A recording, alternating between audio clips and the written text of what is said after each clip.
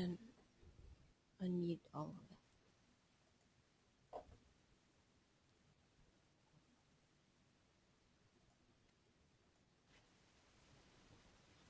All right, welcome everyone to another installment of PATA's Crisis Management webinar series. Today's webinar will focus on crisis and recovery case studies, and it will be conducted by crisis management experts, Dr. David Bierman, Senior Lecturer in Tourism Management at the University of Technology in Sydney, Australia, and Mr. Bert Van Walbeek, Managing Director of The Winning Edge and Chairman of PATA Thailand Chapter. My name is Melissa Figueroa, and I will be moderating the webinar today. Just a reminder, all attendees will be in listening mode, and the questions can be sent in by typing in the question box found on your screen. Please note that the questions will only be answered at the end of the session. Now, without further ado, I now turn you over to our speakers. And good afternoon to the next session of behalf of PATA's Rapid Recovery Team, Taskforce, to help you to prepare. I don't know what I'm doing at the moment. No. To prepare yourself for the crisis coming up. And as you can see, we are talking about being prepared, being ready, and being ready for the next crisis. And our question to you, the audience, and thank you very much for joining us today again, is are you ready for the next crisis? We got some interesting feedback from the various people, and one specific journalist wrote us and mentioned that he does not see any specific strategies and or advice and measures to prevent the crisis in the Bounce Back booklet. What he mentioned is that prevention is more important than cure. But strategies to prevent crisis, of course, are totally different from strategies to recover from crisis. Well, we believe that by looking at the booklet, we agree that the word prevention perhaps should have been more. However, the word risk and the way we talked about risk was very much about preventive and techniques and expressions, and that part is used specifically in the first two chapters, and in the first two webinars we used to give was used in a more impressive way. So please stay put. We will talk about prevention and of course also about recovery. Today's session, however, is more about curing than preventing. But I think we all agree in our PRRT team as well as within PATA that we have to do and work very hard in making sure that we also look at prevention, which are basically the first two phases of the PATA crisis for our system, and not only look at the cure. Unfortunately, up to a couple of years ago, we really were waiting for the crisis to happen and then got better and better in reacting afterwards. So today it's all about crisis recovery and the way we can do marketing to recover, which of course is something we see being done much better than it was done 10 years ago. If I compare what was done after the first Bali bomb and what is being done after crisis we have now, I think we all, unfortunately, if you want so, learned a lot. So, crisis recovery and the case studies that go along with it. And that's where we really are talking about. How can we turn a crisis into an opportunity? And how can we, by working together, by consulting each other, do a better job. So today's focus is on recovery, and it is about how to restore confidence with all stakeholders. That can be the customers, that can be the guests, that can be the passengers, and how to work with the media as an ally. And although today we will not talk a lot about media because that's the subject of the next webinar, we will make sure that understanding people, that being and communicating with the audience is most important. And we have seen that last year when that happened in Japan. We've seen how the Japanese have done a fantastic job domestically, but how perhaps internationally there will be, or there is still some room for improvement, and we're working with the Japanese chapter on doing that. How can we build back better is the question. And for answers to that, let's now move from Bangkok to Sydney and say welcome to David Bierman. Hi Bert, firstly and good afternoon to everybody who's joined us today, and it's great to have you. I thought I'd start off in answering that question about building back better is to refer you to a gentleman called Sandy Holway. Sandy was the person who organised the Sydney Olympics, so he certainly was a man who became expert in prevention of crisis, but after the Olympics he was actually co-opted by the Australian government to look after the recovery of Canberra after some terrible bushfires in 2003 and North Queensland in Australia after a huge cyclone called Cyclone Larry in 2006. And he, at a conference in 2007, gave what he called the 10 Commandments of Tourism Recovery Management. And I really think these are very good 10 Commandments. The first thing is in recovering from any crisis event is that you need an alliance of recovery. So all of the organisations which possibly on a day-to-day basis compete need to work together.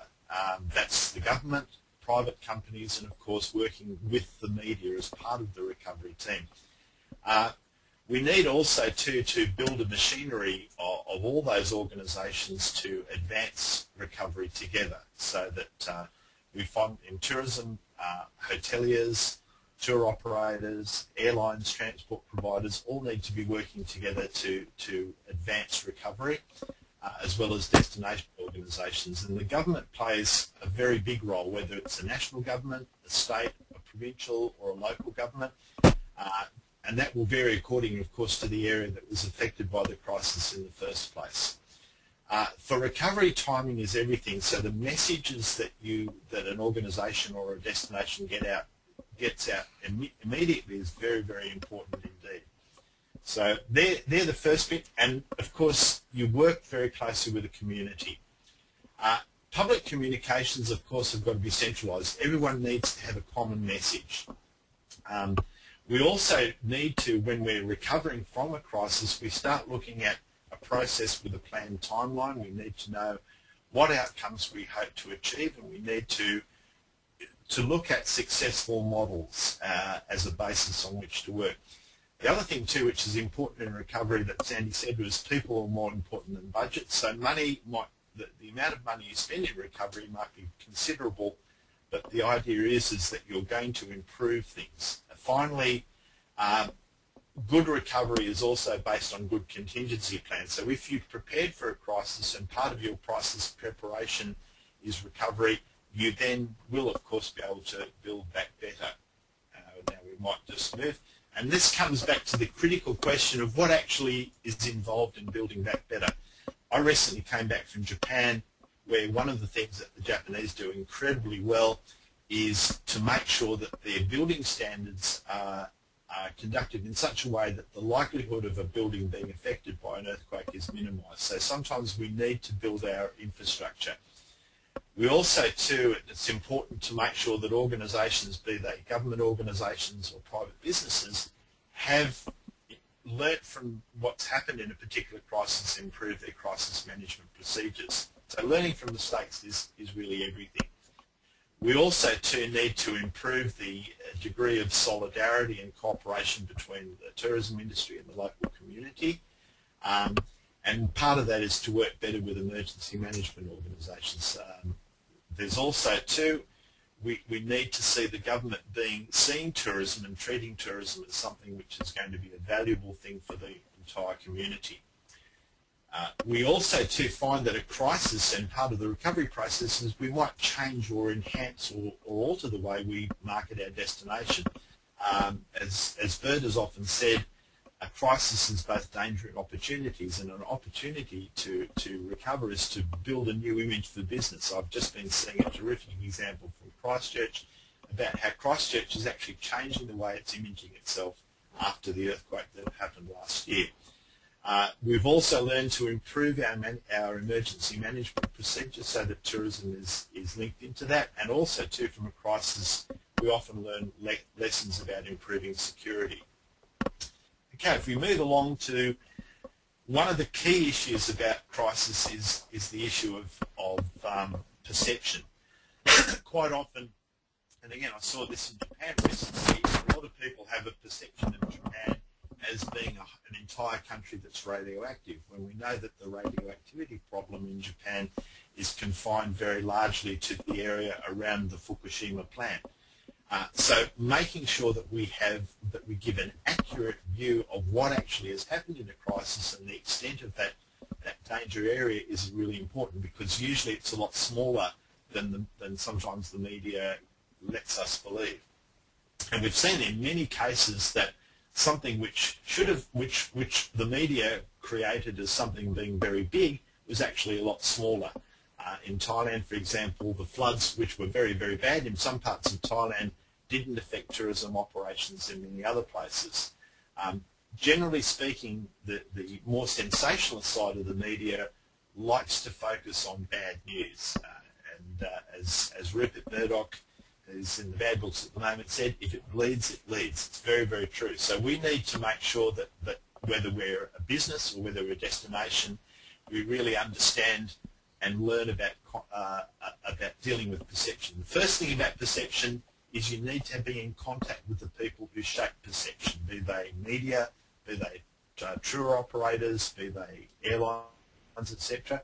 We also too need to make sure that in bringing back a destination or a business from recovery, that we focus very much on improving the reputation, dealing with the reputation, and also to making sure that we put a great deal of value in the customers, that we care about the customers, we care about the people who are affected by a crisis event, and we actually enlist them as part of the supporters. The people most affected by a crisis can also be the people who are most influential in terms of recovery. Okay, let's look at the organisations who govern tourism perception, because if we're going to deal with perception, we have to know who we're dealing with. I guess the leading perception influencer is news media in all its forms. That's talking about blog sites, websites, newspapers, magazines, TV. We need to understand that engaging the media and making sure that the media know the truth of what's going on, and we have to talk about the truth here, is really important. Lifestyle and travel media and travel guides also shape our media. We need to make sure that our travel industry stakeholders, if we've had a destination or a business that's gone through a difficult time, are aware of what we're doing to make it better. Another area which shapes perceptions a lot are government travel advisories. Here in Australia and in Britain and also in Canada, the travel industry works very closely with foreign ministries to help them shape better and more accurate travel advisories, and we're hoping that that's going to happen on a much wider basis. Also too, those organisations which actually bring passengers to a destination need to be engaged, cruise operators, airlines, etc. We need to work closely with the tour wholesalers and with the travel industry chains, because travel agents don't know necessarily a lot more about what's going on with the business or with the destination and the public. So we also find too that citizen journalism through blogs also needs to be engaged, but we really need to understand that the media can be both our enemy and our ally. Ideally, we want to turn it into an ally. Okay, if we move along further, in terms of PRRT's concept for tourism recovery, the first thing we need to do is to develop a continuity plan. Okay, we've had a problem, place became flooded. How do we get things back on track? How do we rehabilitate, normalise and expand our business? So we need to have that as part of your contingency, but it's also an important part of our recovery. Part of the recovery is making sure that the people who are working with our organisations are on side. They know what's going on. They know what messages to get. They are motivated to be responsive to crisis, and also too that they are very much part of the recovery program. And critically, of course, when a crisis has occurred, one of the things that we need to do in terms of building back better and making it and enhancing recovery is to debrief. We need to thank people who have supported us. We need to recognise the contribution they've made, and then we need to get them to be a part of the recovery process. Okay, if we move along, critical areas about recovery is firstly timing. What happens in the first hour after a crisis, or the first couple of hours after a crisis, is very important. We need to make sure everybody, in terms of getting messages out to all stakeholders and to the media, are singing from the same songbook. Then we often, usually when we're trying to recover our market for our business or our destination, we need to know who are our major markets, and they're the people we start with first.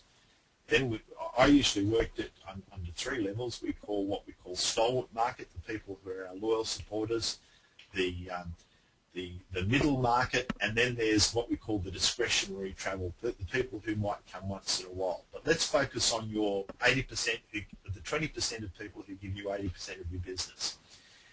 We also like to get opinion leaders seeing what's going on. If they see, they can then go back to their source market and tell everybody how well things are recovering, which means that we need witnesses who will give testimonials, which we can then use out to say things are getting better and things are on the improve. Also, too, we do need, when a destination or a business has gone through crisis, we need to incentivise people to come up. But that doesn't mean we have to discount everything by 90%. If we offer value-added incentives, that will still encourage people to come without us actually going broke into the process. And this is a trap that many travel organisations get themselves into. Okay, I'm looking at here a number of essential elements in recovery. Firstly, part of recovery, particularly for destinations, is you want people to see that things are getting better. So you host people, but don't just host anybody. Host people who are going to be very influential in your source markets. This is really important. The second thing is your own attitude, is that your attitude is not mournful or dispiriting, that you're really pushing and you're very positive about the fact that you are getting back to, that the destination's coming back. Also, too, one thing that Turkey did, for example, after some earthquakes in 1999, they actually invited the rescuers from the earthquakes and their families to come and experience Turkey when things had recovered as a form of appreciation. It was terrific PR, but also, too, what it did is it showed their genuine appreciation for that support. Rebuilding of infrastructure or damaged infrastructure is something that has to happen quickly, and it was something that Thailand, for example, did brilliantly after the Indian Ocean tsunami in late 2004.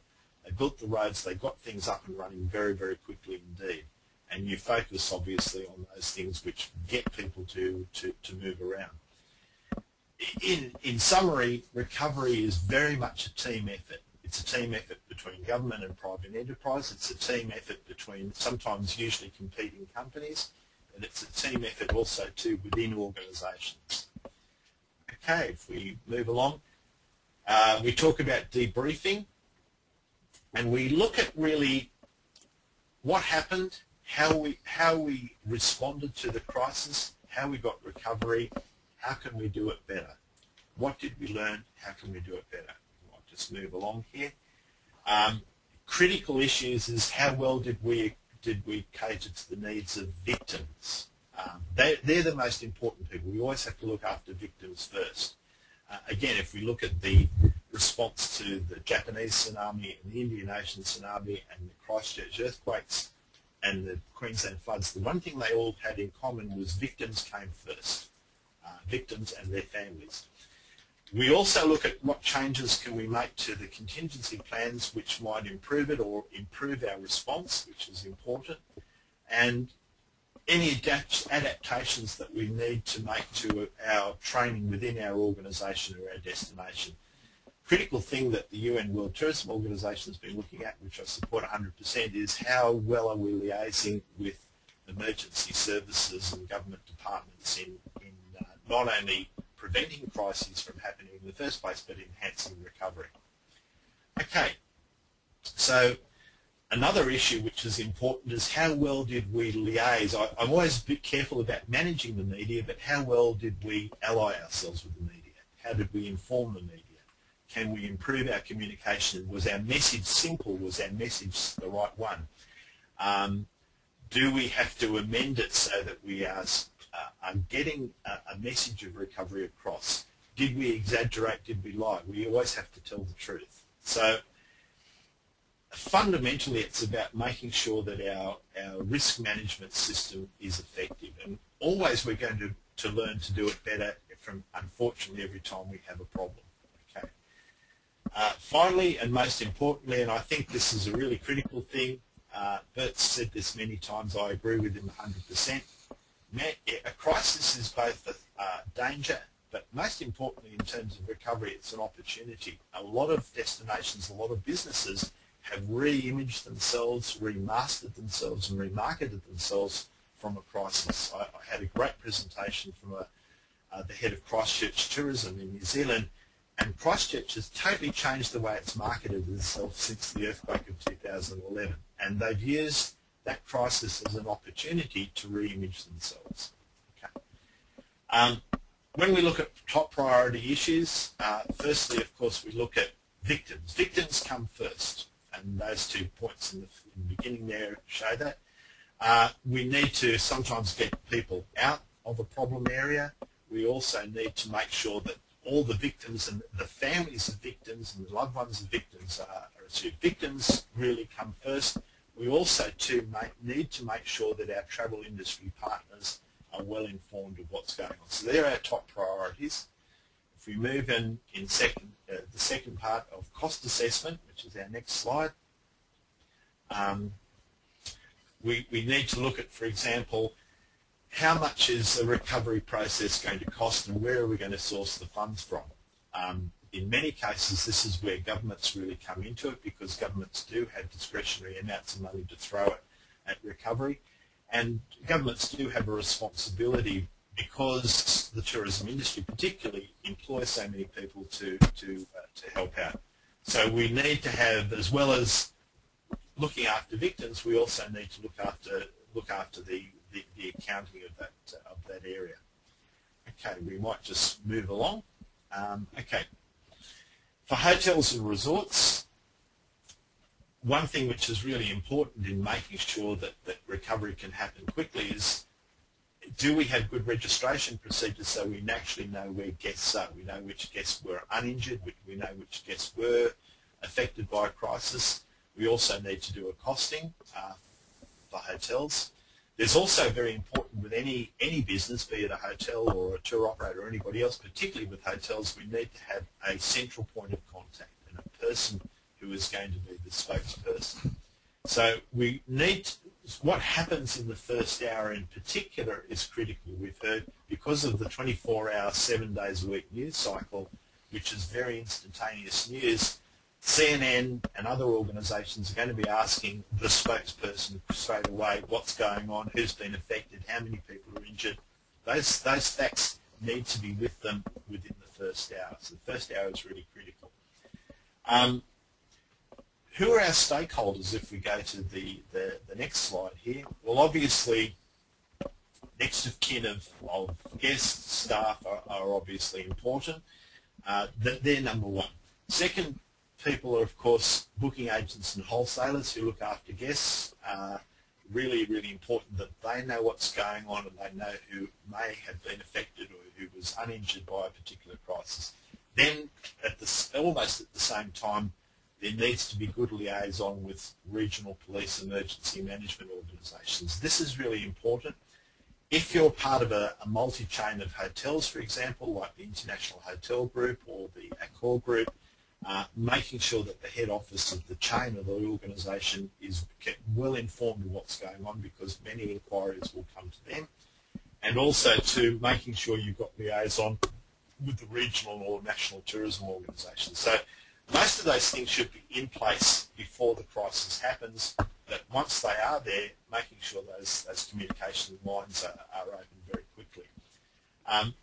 In dealing with the media, it's very important that everybody that might be in contact with the media is singing from the same songbook, but ideally media contact should be going through a single primary spokesperson, obviously quite often with the backup.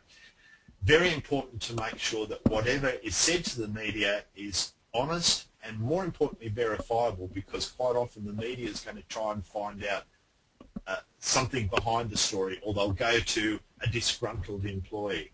So it's really important.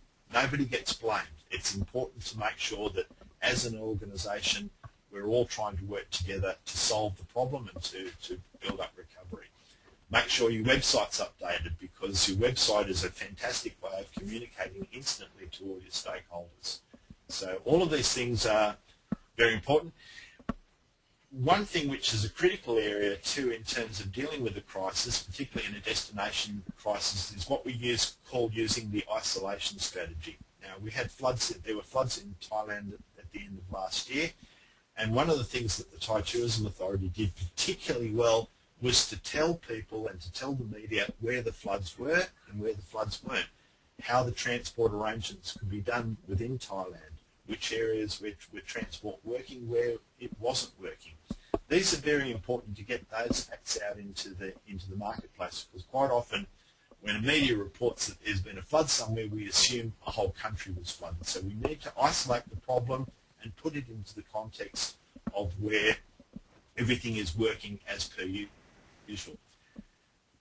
Critical issue as well too is that when we have had a crisis situation, we need to be sensitive to the victims of that particular crisis. So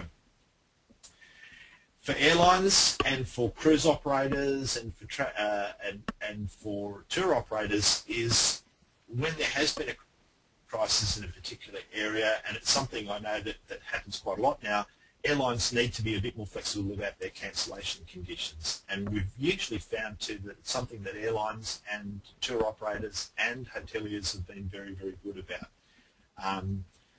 The ability to be able to change bookings if needs be, without punishing people who have been affected by a crisis event, becomes very good PR for the airline and for the transport providers. Okay.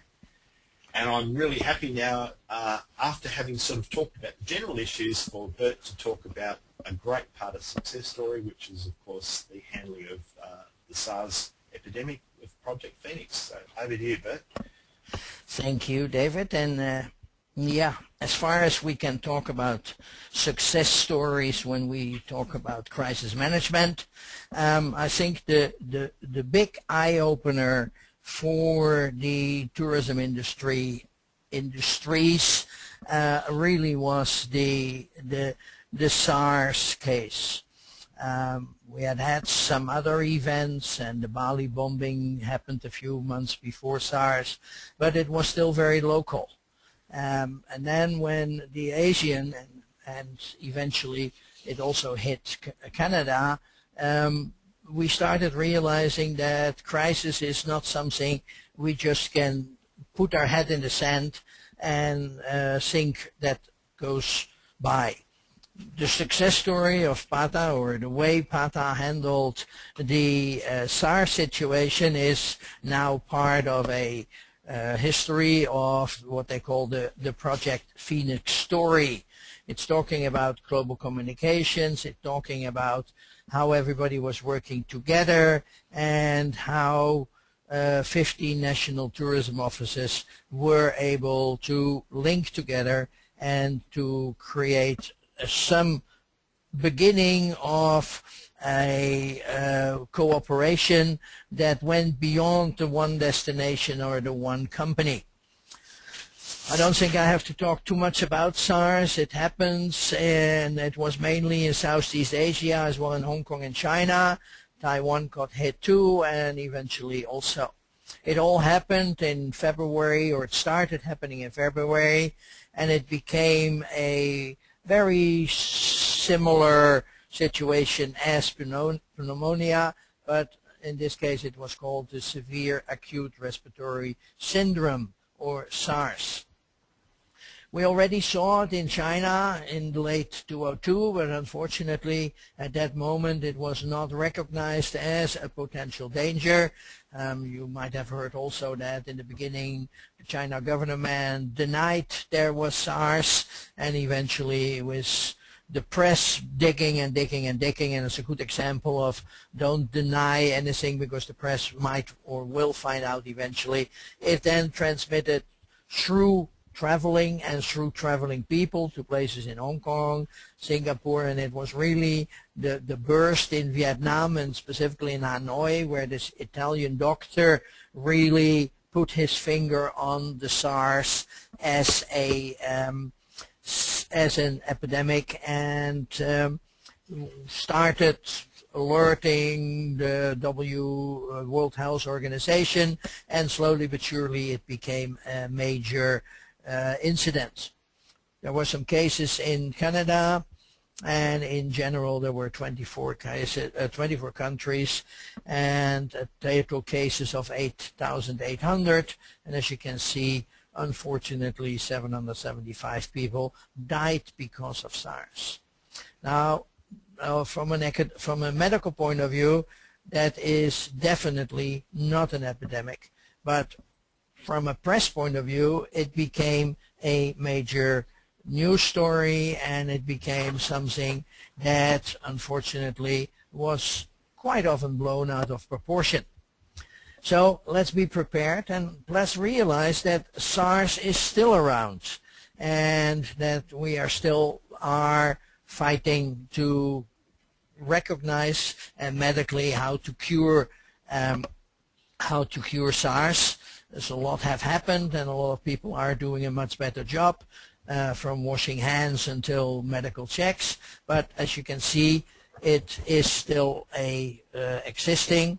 What you see here is what I always use to demonstrate that when the press was talking about SARS in Asia, you can see that the red areas is not really the whole of Asia. And it was very clear that in those days we in the tourism industry did not do a very good job in telling the people that, you know, Asia is a little bit bigger. And I always remember telling people that flying from Thailand to Beijing is a 5-hour flight, which most people never realized. As you can see, there were a lot of cases there. It was spread in 2 major areas and finally contained accordingly. You can see here the chart clearly indicates that the beginning of May was the high point or the low point, depending on what kind you look, and that we had up to 1,600 cases, which again is not really a worldwide epidemic as so many people thought. The challenge was, first of all, the World Health Organization. There were some internal debates within that organization. There was also a lot of what I call CYA thinking in the bureaucracy. You better speak up a little bit more and warn a little bit more so that afterwards nobody can say you didn't tell them. And the sad story was in that period that there was no links between the WHO and the WTO, and therefore the messages that came out of those 2 United Nations organizations were rather conflicting and created more challenges. The perception, as you can see, most of the people did not have SARS. And in normal life and in normal situations, up to about 99 or 100 people die of flu in the United States every day. So it was also not really a killer virus because there was a 94% recovery rate. However, as you have all seen yourself, the people reacted with panic, fear, hysteria, and sensation. And people didn't dare to go on the street and kept their windows closed because they thought SARS could, through the window, flow into their homes. The chances of getting SARS were very, very small, and actually smaller than these kind of chances that you can see. And it's interesting that this was a statistic that came out of a USA Today newspaper, although the Americans were even more fearful than most other nations. So SARS in tourism definitely had an impact. I think most of those figures are known to you already, and with the massive publicity, 12 million tourists, as far as we know, stayed away from Asia in the second quarter of 2003. And again, that created a wake-up call that people started realizing that the power of this kind of stories and the effect it can have on tourism and on employment. And that's definitely one of the things that, again, hit hard, because I remember lots of hotels in Thailand where we hardly had any SARS cases, had to either close or send their staff home, unpaid leave, and even worse sometimes, just let them go. So how can we do better? How can we handle that better? And how can we in future learn from what happened with SARS, with the messages that came out and the kind of reporting as you can see here? Can we handle it? Can we give better information? And how should this be done in a better way? In Thailand, we had 9 cases of SARS. All of them came by plane from other destinations. Yet we lost 2 million tourists in that year, less than the forecast was. In the Philippines, 64 cases. They lost a lot of business. And in Malaysia, with only, and I know it's only it's 4 too many, a loss of about 600,000. So the impact is clear there. We have to treat and prevent SARS and other, in this case, health situations in a much better way. And I can tell you, we have learned our lessons. If I see people washing their hands, if I see people being screened, and if I realize how much the airlines have done to improve, then I think we all have done a step forward. The Phoenix project also helped 2 things, and is a case study that is being used at universities these days. It's about the PR and marketing campaign. It's the NTOs putting some money together, even if it was not as much as PATA had hoped, and not as many people had hoped, because this project was started during the crisis and not before the crisis. So a lot of people had other priorities at that stage, something we learned from the past. We saw how Toronto very fast acted on the SARS situation and started a campaign and saved most of their business. We saw how Singapore had 3 campaigns, one for the local people, again telling them it's safe to go on the street, it's safe to step out and go back to your favorite restaurant and your favorite cinema. Then the private industry working together with the tourist board, putting a daily newsletter on the internet called Singapore Kanla, and working together with the tourist board, updating on a daily basis for about 3 months what is the situation in Singapore. And then the Singapore Tourist Board themselves followed up with a now famous Singapore Roars campaign, showing again that Singapore is back to a normal and actually a better way. The people in Hong Kong went a different rate. They started discounting. And for instance, here you can fly for 2 people for $888 to Hong Kong. Unfortunately, it didn't really work, because 2 for 1 in the middle of a crisis is perhaps not the best value for money. The hotels also started reducing rates. And I'm sure if you look at those rates and you see the rates in Hong Kong these days, you will understand that that tactic was a kind of a challenging tactic, didn't help them very much during the crisis, and actually created some more challenges after the crisis when they wanted to go back with their rates to a normal level.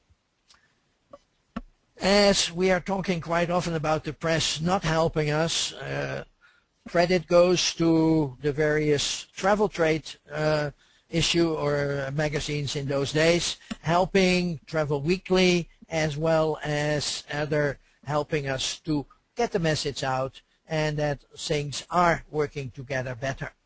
So recovery is what we are doing. We saw Singapore recovering and bouncing back by October. Hong Kong back to normal. Also what rates concerned, the volume came back but the prices kept very low by July, and everybody smiling again and working together. And I think also Hong Kong and Singapore did major campaigns after that. So perception, that's what we have to think about. And that's what we in the tourism industry not always realize, that what we see is happening and what is being perceived in the rest of the world is where the big difference is. And that's where we need to help and work together with the media as well as the private sector and the tourism industry.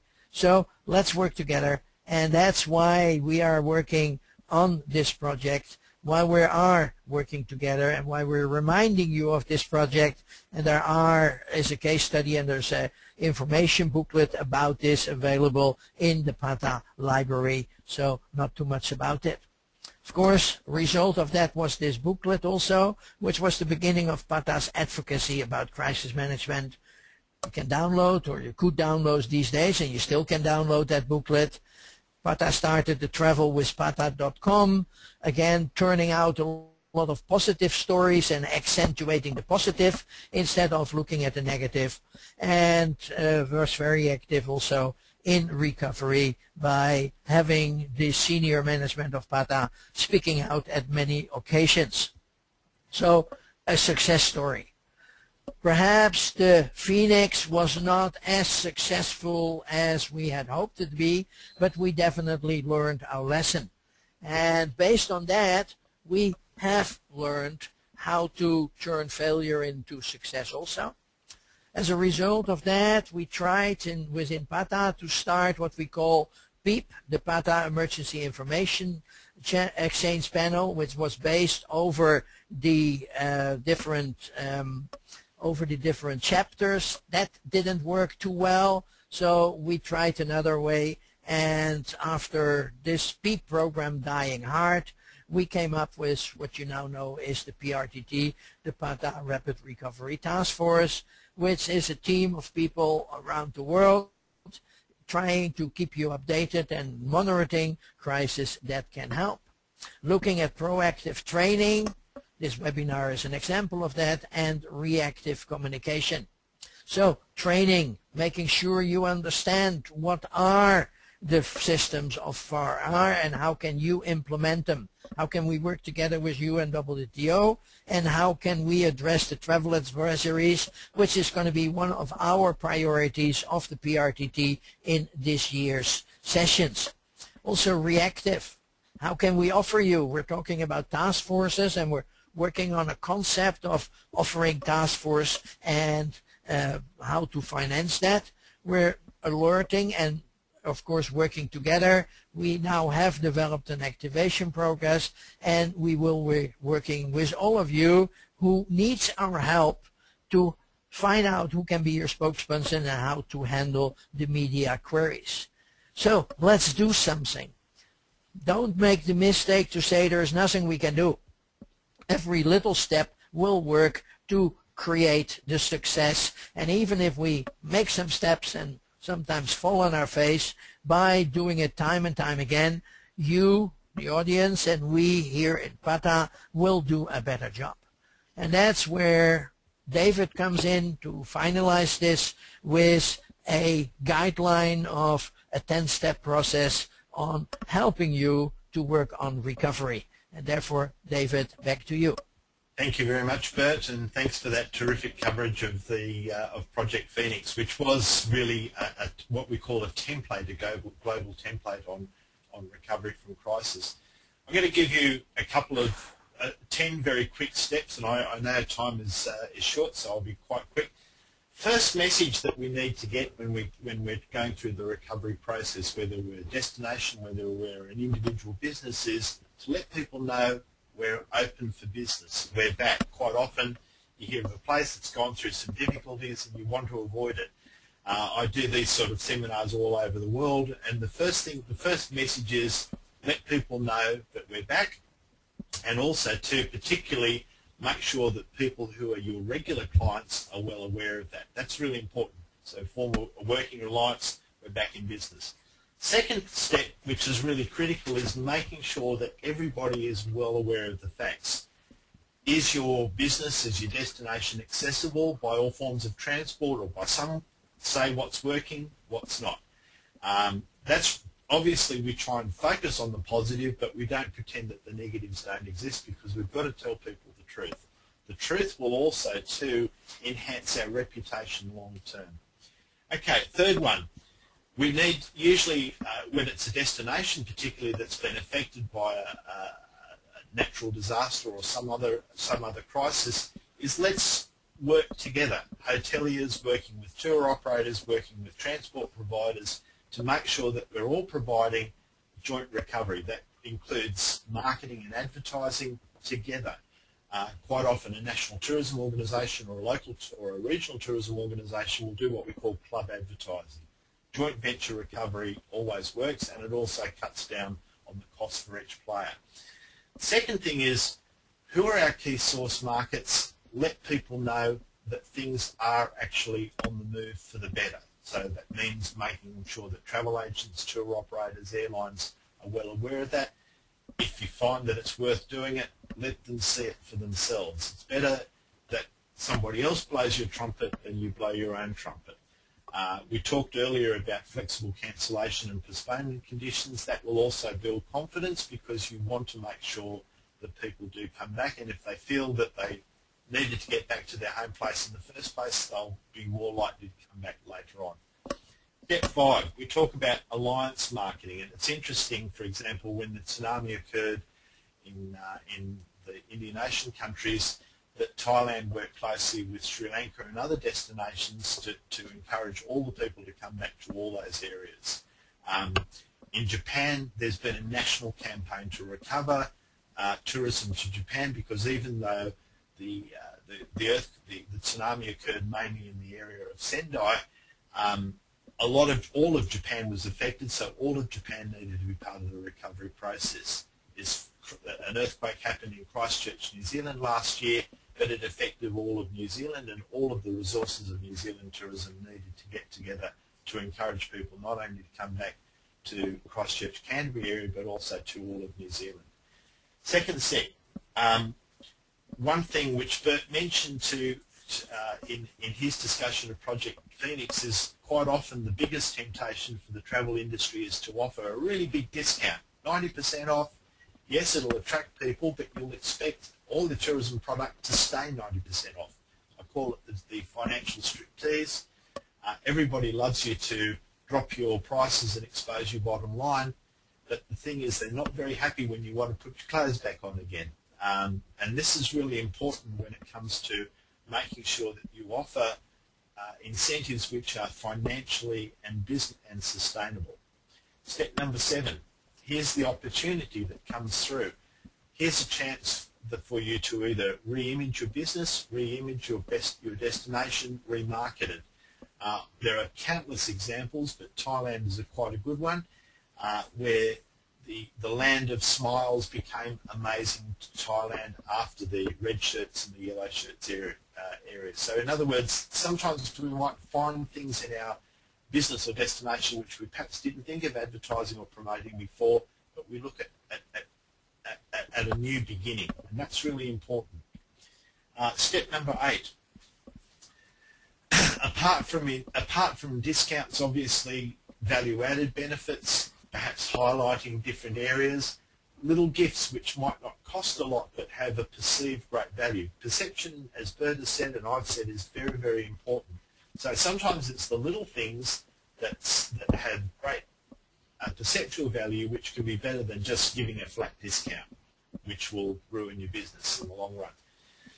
Number 9, step 9, which is really important, talk about the positives. What are the things that have happened that are really good? I've worked with destinations which have negative images, but if you get a celebrity like a Madonna or a pop singer who come out and say, gee, this destination is great, that really works very, very well. We might do reopening events. We might also talk about good news stories that are coming from a destination which has gone through a difficult time but which is coming back better. Japan's doing this very well as we speak. The most convincing thing, of course, is to have real-time visuals of people having a good time in your destination or enjoying your business. The 10th step, which is really critical, is monitoring your progress, whether we're talking again as a destination or whether we're talking as an individual business. How are we going? How are we tracking? Are people staying longer? Are people enjoying themselves? Is there satisfaction? And when there's good news, let the world know, let the media know about it. These are all the very important things to promote recovery. Okay, so basically the biggest challenge that we have when you're doing a recovery of a destination or a business is to make the recovery as big a story as the crisis. That's tough because the media love to report bad news. They're sometimes a little bit less excited about reporting good news. But if you start off with perhaps local or regional media where a good news story is going to be reported, make sure people know about that. Also, too, when there have been improvements, enhancements, changes, new marketing strategies, these are interesting news stories for not only local media but also international media. And again, if the story is out there and you've reported to the right journalists and the right media, that's fantastic. So let's have a quick review. The elements of the successful recovery. Firstly, the government needs to be on board. That's very important.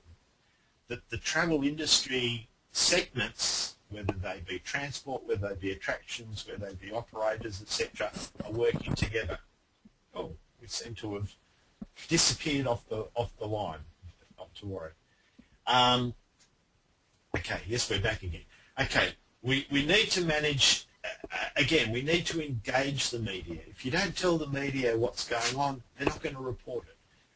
We also too need to make sure that the approach is national or regional, and sometimes if it's a multinational crisis, that it's actually multinational. But always importantly, it's important to make sure that we've got a credible opinion leader in your key source markets spreading the good news rather than your business or your destination organisation. And the final thing, of course, which is the first message we started with, but it's going to be the last message we finish with, is about building back better. Because really that's always important. And of course, the other bottom line is never give up, because we're always learning, we're always improving, and hopefully we always, as Bert has also mentioned, we're learning from our mistakes. If we don't make mistakes, we're never going to learn from them. And finally, the next part of Rapid Recovery Team webinars, we're going to be doing one on Wednesday, June the 20th, where we'll focus on working more closely with the media. We've discussed a bit of media today, but we'll go through some actual media strategies. And then the last session that we'll do in July, we'll be looking at highlighting the relationship with social media, which the PRRT does extremely well. Thank you very, very much indeed from me, David, and Bert, I'll pass it on back to you. Thank you, and that's all, folks, and let's go back to Melissa to hear about the questions.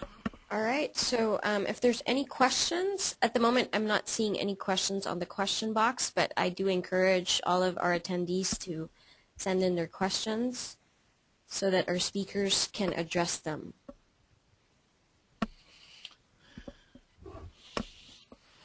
Any takers?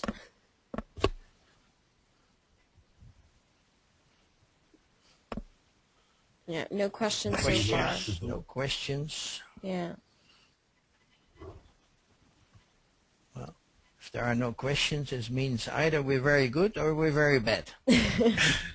I would suggest you were very good. Yeah, so if there are no more questions, then we will wrap it up. And I'd like to thank everybody. Thank you first to the speakers, Dr. David Bierman and Mr. Bert Van Waalbeek, for taking part in this webinar and for conducting this webinar.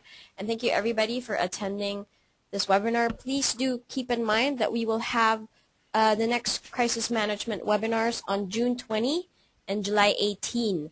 So please mark those on your calendar. All right. So thank you very much, Melissa.